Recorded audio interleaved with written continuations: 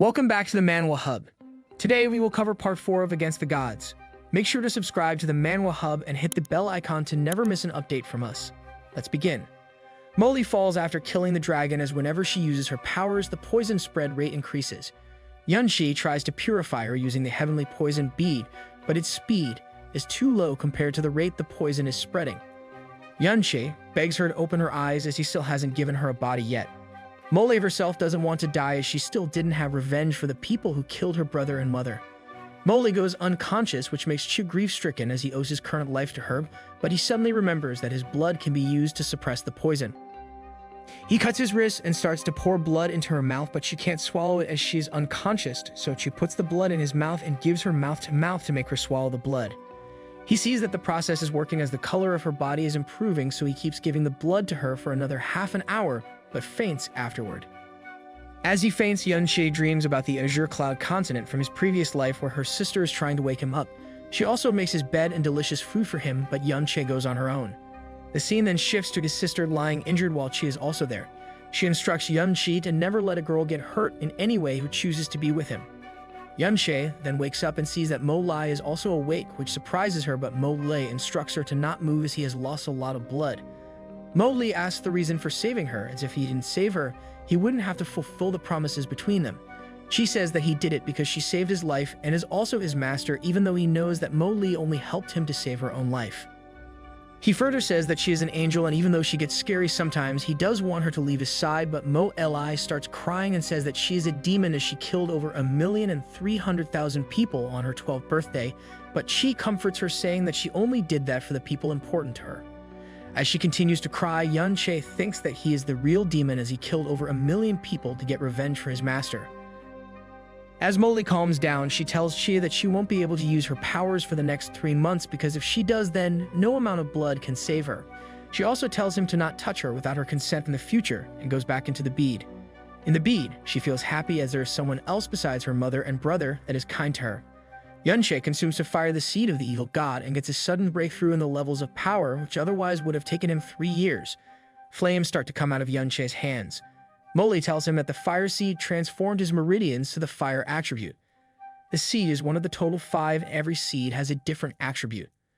Moreover, the consumer of the seed of any element will have total immunity towards the said element, which means that Yunshi is completely immune to fire. She tells him to be careful, as people will try to take this heaven-defying power of his. She then tells him to take care of the corpse of the dead dragon, as every part of it is a treasure, but he is too weak to cut its skin, so she tells him to store it in the bead so she can cut it herself. Afterward, she offers to teach him the star god's broken shadow skill for the next month. Yunshi enters the New Moon City while still practicing the skill, as he is so focused on doing it, he didn't realize that he already entered the city. The skill makes a soul-like shadow of Che, which surprises everyone around him in the city, so Molly tells him to not practice there. She also compliments his ability to learn this in a month. Che replies that he only did it because he has a great master. Molly further tells him that he can open the first realm of his meridians, as his body is stronger than before because he carried over 300 kilograms over a distance of 350 kilometers, but she tells him to only open the realm as a last resort for now. Yunshi then disguises himself and goes to the Black Moon Merchant Guild to sell 3 10th-rank fire spirit pills. The merchant there gets surprised, as even a 9th-rank pill is considered a masterpiece and only a few people can get those. The merchant offers 300 purple mystic coins, which are equal to 3 million yellow mystic coins. The merchant thinks that the price he offered was too low, but Yunshi accepts it. The merchant is happy too, as he can resell these for triple the price. She then offers a mystic dragon core, but he doesn't intend to sell it and just wants to scare them. The merchant calls his master. Yunshi exhibits a powerful killing intent aura that scares the master, who then asks Shi why he wants to sell an emperor-level mystic core, as even if he sold his whole shop to Yunshi, even then it wouldn't match the price of the core. Yunshi says that the core is useless to him. He then inquires about a person called Saikon Han. The merchant says that he is an elder of the New Moon Mystic Palace. Yunshi prepares to leave, but Mo Lai sees a pretty red dress and wants to get it. Yunshi asks about the price of the dress, but the merchant says that it is for girls under 14 and it might not be suitable for his wife. Yunshi says that it is for his daughter, which angers Molly. Molly says the dress is exquisite and it also has 81 pieces of blood gems on it as embellishments. Yunxi can't afford this 500 purple mystic coin dress, but he also can't ask for a discount as it will ruin his reputation. The master thinks that he needs to get Yunxi's good books, so he gives the dress to him for free. The merchant comes and tells his master that he's only at the basic mystic stage first level, but the master says that he is inexperienced as for a person that killed an emperor mystic dragon. Hiding his true strength is a piece of cake. Molly then asks about the lethal aura he exhibited as it rivaled her aura, but Yunxi just rubs it off. He then goes to the New Moon Mystic Palace as his grandpa told him to look for Saikong Han, but he is greeted by King Yu's brother as he was about to enter the palace. Yunba tells Chia that he tried looking for him, but he failed. He tells Yunxi that he is here for 6 months and is in Class A where only high-potential students are allowed. Yunxi tells him that he got into the class due to connections which Yunba agrees to. Molly then tells Yunxi that Yunba has Royal Lord Divine Meridians which are wider than normal and he would have to work 10 times as hard to break through each level.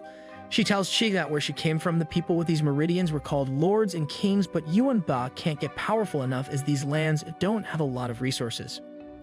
Yunxi goes inside the palace and meets Saikong Han. He introduces himself before telling him about his grandfather. Saikong reveals that 7 years ago, Xiao Lai saved his son. Saikong knows about the incident at the Flowing Cloud City and says that the Xiao family must be blind to kick him as he has high potential because he is already at the first level of the basic mystic stage. Yunba is surprised by this as he thought that he still has damaged meridians. Saikong checks Yunxi's potential and gets so impressed by it that he offers to admit him to Class A without any exam and makes him a disciple. Yunxi sees a banquet and asks Yunba about it. He tells Chia that it's the welcome dinner for the new leader of their sect, and other sects would also send people to attend it, but their palace always ends up in disgrace as the others find reasons to challenge them and defeat them, which makes them feel disgraced. He further tells Chia that they are just too powerful, and that 2 sects that even the imperial family is also afraid of are the branches of the Xiao clan and the Flaming Sky sect. Yunxi thinks that even the branches of these big sects must be very strong, but Yunbei says that this time the New Moon Mystic Palace also has a lot of strong people and tells Yunxi about a few of them. He tells Xie that the 2 strongest in their sect are Murong Shixiang and Suiru. Yunba says that the latter is the strongest in their sect and is beautiful. They meet with those 2. Yunbei introduces Yunxi as his brother-in-law. Yunxi compliments the beauty of Ru, which impresses her. She says that if Yun wasn't married, she would have made a move on him. Yunxi says that his wife doesn't have any problem if he finds more wives, but she has some work to do, so she goes away. As she was away, Murong tells Yunxi that he is not worthy to talk to her. Chi tells Murong that he is unclear about his status, which makes him angry. He tells Murong that Ru didn't even look at her as she was leaving. He goes away saying that he will get him kicked. Yunbei says that he is cocky because his father is the mayor of the city. Afterward, Yunxi tells Yunba to not call him a brother-in-law as there are a lot of pretty girls in the class and he wants to hook up with them. Yun gets surprised that he already has his sister, but she says that she doesn't mind and he probably won't ever see her again. They go to the main hall of the palace where the other sects have arrived. He meets a classmate who thinks that he is cute. Yunba again introduces him as his brother-in-law. She then tells Yunxi that she is Hong Mei. Yunbei says sorry for calling him a brother-in-law. Meanwhile, the Iron Spear sect comes and Saikong welcomes them. The elder of the Iron Spear sect came with his son and congratulated Saikong on becoming the leader. Yunbei says that the Iron Spear sect is one of the 7 that is stronger than them. Yunxi thinks of Iron Spear as a reputable sect. Meanwhile, the other sects also arrive. Xiao Luocheng of the side branch of the Xiao clan congratulates Saikong also. He is number 1 among the new generation of the New Moon City. Most of the disciples of other sects are a few levels higher than the Mystic Palace. Mo Lai tells Chia that there is no way they can win because of this. Meanwhile, the elder of the Mystic Heart sect says that the banquet is pretty boring and suggests a friendly fight between the disciples of his sect and the New Moon Mystic Palace. Saikong accepts and the elder sends Xuan Yu of the Mystic Heart sect to the fight, who then introduces himself and asks who would accept his challenge. Saikong thinks that no 16-year-old in the Mystic Palace is as strong as him as he is in the 2nd level of the basic Mystic stage. Xuan Yu fights with Lai Hao of the Mystic Palace. Lai Hao punches him, but he blocks it using the special purple flame technique, which causes his wrist of Lai Hao to be dislocated. Lai Hao gets demolished by him even though he is only 1 level lower than him. As the other sect enjoys this humiliation, the disciples of the Mystic Palace wonder if they are going to lose all their matches again. Xuan Yu gets cocky and calls everyone at Mystic Palace cowards as no one was accepting his challenge again. He then picks Yunba himself as he looks big and strong. Yuanba becomes hesitant as he gets challenged. The elder of the Heart sect says that the Mystic Palace sect is so big, but its disciple doesn't dare to accept a challenge. Sai Kong says that he may look big and tall, but he is only 15 years old and the youngest disciple. Still, he instructs Yuanba to accept that challenge, as it is not an embarrassment if he loses to an older disciple. Yuanba fights with him but gets defeated instantly and gives up. Xuanyu says that a 6th-level innate mystic stage trash isn't worthy to fight him. He hits Yuanba again even though Yuanba gave up. Yuanba's bones get broken and he vomits blood. Yunxi comes to his rescue and tells Xuanyu that it is just a friendly match, but he says that he didn't hear him say give up, which the other sects agree to. She asks Ru to take Yuanba and challenges Xuanyu himself while telling him to remember his words. As she prepares to fight, everyone is surprised as he is only 16 years old and has already entered the Elementary Profound Realm, which is another name for the basic mystic stage. Sai Kong thinks that if anything will happen to him, he won't be able to show his face to show lie. Yuanba tells Qi to be careful. Xuanyu says that he will make him injured like Yuanba in just 5 moves. As he is cocky, he tells Qi to strike first, as if he strikes first, he might not have a chance to strike at all. Qi slaps him on his right cheek and he falls. Everyone is surprised by Qi's technique as no one saw him move. Xuanyu gets angry and charges toward Qi, but she slaps him on his left cheek this time. Everyone gets excited about this and laughs at Xuanyu as both of his cheeks turn red because of the slaps. Yunxi then mocks him, saying that he wasn't going to defeat him in 5 moves. Yunxi is the first one to make him feel this embarrassed. Yunxi slaps him 2 times again for his 3rd and 4th movements. Xuanyu uses his secret technique of the Heart sect called the Purple Sun Thousand Phantom Hands, but Qi dodged it. Xuanyu surrendered, but Yunxi strikes him nonetheless.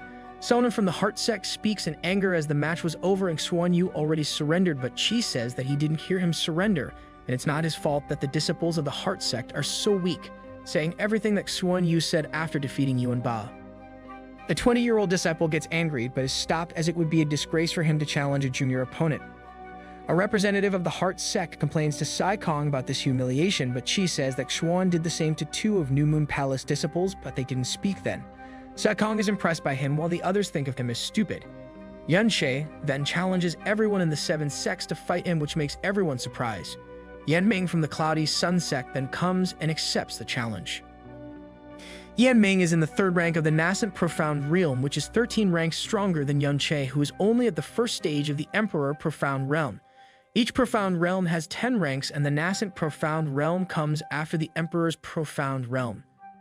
Despite the huge difference, Yunxi isn't afraid of him as he uses fire techno techniques. Yunxi is immune to fire. Yunxi mocks him, which makes him use the Cloudy Sun sect's main skill called the Cloudy Sun Chain. It's a frightening ability that is impossible to withstand even for those at the 6th level of the Nascent Profound Realm, but Qi just grabs it with his hand and disperses it. Everyone is surprised by this, as it is an ultimate move and its temperature is higher than the real flames.